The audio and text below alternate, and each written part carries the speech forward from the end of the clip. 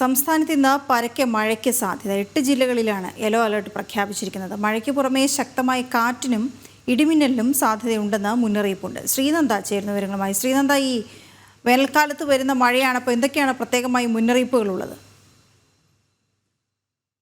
വീണ, ഇന്ന് മുതൽ 4 ദിവസത്തേക്കാണ് സംസ്ഥാനത്തെ വിവിധ ജില്ലകളിൽ മഴ കനക്കുമെന്ന് കേന്ദ്ര കാലാവസ്ഥാ വകുപ്പ് മുന്നറിയിപ്പ് നൽകിയിരിക്കുന്നത്. 8 ജില്ലകളിലാണ് യെല്ലോ അലർട്ട് പ്രഖ്യാപിച്ചിരിക്കുന്നത്. പത്തനംതിട്ട, ഇടുക്കി, എറണാകുളം, തൃശൂർ, പാലക്കാട്, മലപ്പുറം, കോഴിക്കോട്, വയനാട് എന്നീ ജില്ലകളിലാണ് യെല്ലോ അലർട്ട് പ്രഖ്യാപിച്ചിരിക്കുന്നത്. നാളെ വെള്ളിയാഴ്ചയും തിരുവനന്തപുരം, പത്തനംതിട്ട, എറണാകുളം, ഇടുക്കി, തൃശൂർ ജില്ലകളിലും യെല്ലോ അലർട്ട് പ്രഖ്യാപിച്ചിട്ടുണ്ട്.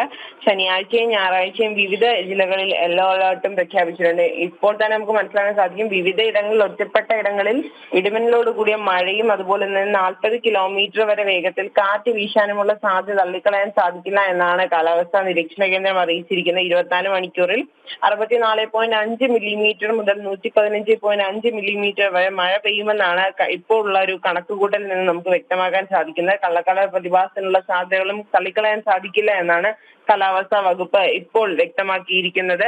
മുന്നറിയിപ്പുമായി കേന്ദ്ര കാലാവസ്ഥാ വകുപ്പ് എത്തിയിട്ടുണ്ട്.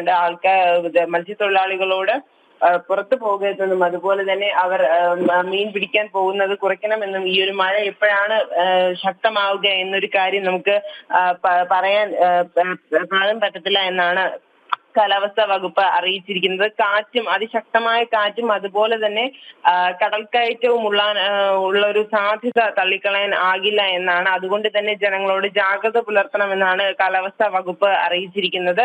ഒറ്റപ്പെട്ട ഇടങ്ങളിലും കനത്ത മഴയും അതുപോലെ തന്നെ കാറ്റുമുള്ള സാധ്യതകൾ ഉണ്ടാകുമെന്നാണ് ഇപ്പോൾ നമുക്ക് വ്യക്തമാക്കാൻ സാധിക്കുന്നത്. വീണ. ഓക്കെ, ശരി ശ്രീനന്ദ.